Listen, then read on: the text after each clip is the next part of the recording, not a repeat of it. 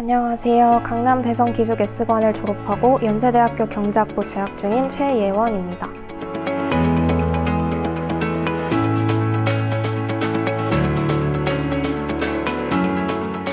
처음에 합격했을 때는 이게 정말 꿈인지 생시인지 싶을 정도로 매우 기뻤던 기억이 있는데요. 엄마와 함께 합격을 확인했던 기억이 나는데 정말 실감이 안 나서 합격창을 몇 번씩이고 다시 들어가 볼 정도로 신나고 벅찼던 기억이 있습니다. 어려웠었다고 잘 알려졌던 만큼 저도 어렵다고 느꼈었던 것 같은데 사실 시험장 안에 있을 때는 이게 난이도가 어떤지 정확하게 파악이 안 되거든요. 특히 제가 국어랑 영어가 그나마 가장 자신 있었던 과목이었는데 국어랑 영어가 굉장히 어려워서 혼란스러웠던 기억이 납니다. 제가 사실 현역 때는 수시 100%였거든요. 그래서 내신과 생기부에 정말 많은 노력을 들였었는데 그 노력이 아까워서 사실은 재수를 결심하게 됐던 것이 가장 큰 것 같습니다. 대성학원이 워낙 오래전부터 전통과 명성을 유지해온 학원이잖아요. 그래서 주변에서도 N수를 하려면 무조건 대성학원에 가라 라는 이야기를 하시는 분들이 많았고 그렇기 때문에 대성학원을 별 고민 없이 선택을 했던 것 같습니다. 제가 1년간 재수를 하기로 마음을 먹은 이상 정말 온전히 공부에만 집중하면서 보내고 싶었는데 기숙학원의 경우에는 세상과 좀 단절이 되어서 정말 공부에 진심인 수험생 친구들이 모여있는 곳이기 때문에 공부에만 온전히 집중할 수 있는 환경이 될 것 같다는 생각에 기숙학원을 선택하게 되었습니다. 굉장히 체계적으로 관리되는 시스템이 가장 큰 장점인 것 같습니다. 제가 학원에 있으면서도 많이 느꼈지만 보통의 재종반은 수업 시간이 대부분을 차지해서 자습 시간이 부족한 경우가 많잖아요. 그런데 대성학원 같은 경우에는 자습 시간을 충분히 보장을 해주기 때문에 그걸 충분히 활용만 한다면 자신의 공부도 효율적으로 챙겨갈 수 있는 부분이 많아서 그 부분이 굉장히 좋았던 것 같습니다.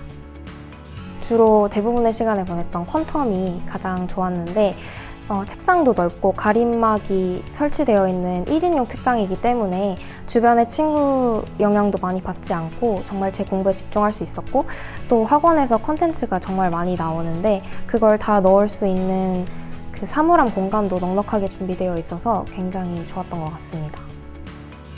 저는 사실 수학이 가장 취약 과목이었어서 너만키라는 컨텐츠가 가장 좋았던 것 같은데 그게 개념도 수록이 되어 있고 또 기출이 선별이 되어서 들어있기 때문에 제가 부족한 부분 위주로 개념과 함께 보면서 학습을 할 수 있어서 좋았고 또 문제별로 키포인트들도 수록되어 있어서 따로 나중에 오답 노트를 정리할 때도 굉장히 유용하게 사용을 했던 것 같아서 그 컨텐츠가 가장 좋았던 것 같습니다. 저 슬럼프 6월 모의고사 끝난 이후로 슬럼프를 저도 겪었었는데요. 그때 그동안 공부한 저의 그 노력들이 있는데 그만큼의 결과가 눈에 보여지지 않는 것 같아서 슬럼프를 겪었었습니다. 저 같은 경우에는 주변 분들의 도움을 좀 많이 받았던 것 같습니다. 가까이 있는 친구나 가족 혹은 담임 선생님들이나 과목별 선생님들도 계시고 제가 지금 고민되는 부분이나 어려운 부분을 좀 털어놓고 상담을 하면서 자극을 받기도 하고 그렇게 해결책을 찾아가는 식으로 슬럼프를 해결했었습니다. 제가 가장 걱정되었던 부분은 아무래도 실수였던 것 같아요. 시험을 보면서 실수를 하면 제가 제 실력을 완전히 발휘하지 못했다는 생각이 들어서 수능 날에도 그런 상황이 생길까 봐 항상 노심초사하면서 실수를 줄이기 위해서 많이 노력했었습니다. 저는 실수 노트를 정리를 하면서 그 부분을 보완을 했었는데요. 작은 모의고사 같은 경우에도 그냥 풀고 버리지 않고 내가 어떤 실수를 했는지 그걸 말로 풀어내면서 실수 노트에 다 적고 시험에 임하기 전에 그것들을 반복적으로 읽으면서 같은 실수를 하지 않도록 노력했었습니다. 크게 두 가지였던 것 같은데 첫 번째로 저의 노력과 두 번째로 주변 사람들의 기대였습니다. 먼저 제가 지금까지 해온 노력들을 생각을 해봤을 때 제가 원하는 결과를 얻지 못한다면 너무 아쉽고 시간을 낭비했다는 기분이 들 것 같아서 그런 상황들을 생각하면 어쩔 수 없이 계속 공부를 하게 됐었던 것 같고 또 가족들이나 친구들이나 제 주변 사람들이 저에게 하고 있는 기대를 생각을 했을 때 그분들을 실망시키지 않고 싶다는 마음이 커서 계속해서 공부를 했던 것 같습니다.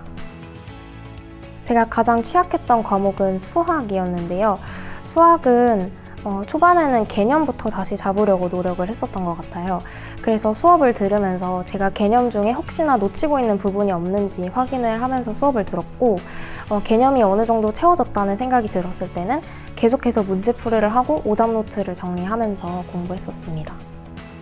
수학 공부하면서 가장 신경 썼던 부분은 개념과 오답 노트였던 것 같은데, 우선 개념 같은 경우에는 수학이 뭔가 문제만 많이 풀면 될 것 같지만 사실은 개념에 빈 곳이 있으면 계속해서 같은 부분을 틀리게 되더라고요.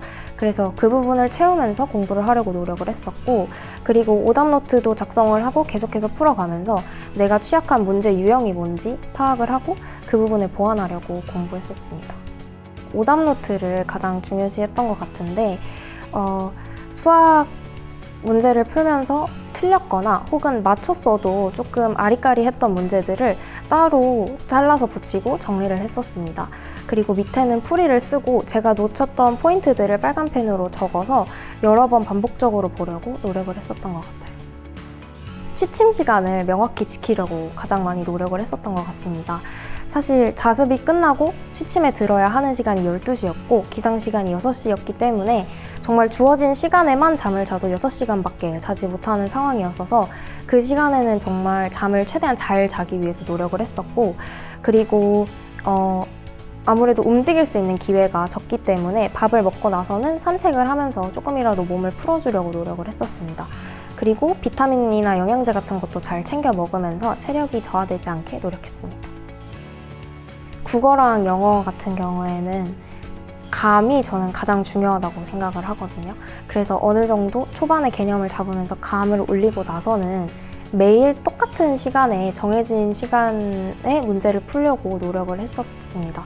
그래서 그 감을 계속 유지하면서 공부를 하는 게 공부법이라면 공부법이었을 것 같고, 수학 같은 경우에는 아까 전에 말씀드렸던 대로 오답노트에 좀 많은 집중을 드렸었는데, 문제를 정리하고 풀고 풀리는 문제는 찢어서 버리고 다시 정리하고, 그런 식으로 수능 한 달 전까지 한 50문제로 추리는 걸 목표로 두고 계속해서 정리를 해나갔습니다. 저 같은 경우에는 사실 수업 때는 막 선생님들이 보여주시는 필기를 막 다 받아 적으려고 하지는 않았던 것 같아요. 이해 위주로 수업을 들으려고 했었고, 그 상태로 정말 제가 중요하다고 생각되는 것만 필기를 했었습니다. 그러고 나서 자습실로 돌아간 이후에 거의 바로 그 부분을 복습하면서 다시 머릿속으로 상기를 했었고, 선생님이 했던 말씀 중에 제 머리에 남아있는 것이 있으면 그걸 복습하는 과정에서 책에다가 적고 그런 식으로 복습을 했습니다. 그리고 한 일주일 정도 시간이 지난 뒤에 그걸 다시 읽어보면서 단거나 노트에 옮겨 적는 과정을 진행을 했었고, 그 과정에서 기억이 잘 안 나거나 희미한 것이 있으면 선생님께 가서 다시 질문을 드리고 복습을 했던 것 같습니다. 현역 수능을 봤을 때 등급이 3, 4, 1, 2, 4였는데 이번에 수능을 봤을 때 1, 2, 1, 2, 1 이렇게 나왔거든요. 성적이 굉장히 많이 향상했습니다. 사실 그 N수나 수험 기간이 굉장히 힘든 게 사실이잖아요. 언제 끝나나 싶고 너무 힘들고 나만 지금 공부하고 어려운 것 같고 이런데, 사실 그게 다 정말 큰 경험이거든요. 공부를 하면서 최선을 다하고 내가 최선을 다함으로써 원하는 결과를 이뤄내고, 그 과정이 저는 정말 큰 배움의 과정이라고 생각해요. 그러니까 포기하지 않고 꼭 원하는 결과를 얻는 경험을 했으면 좋겠습니다.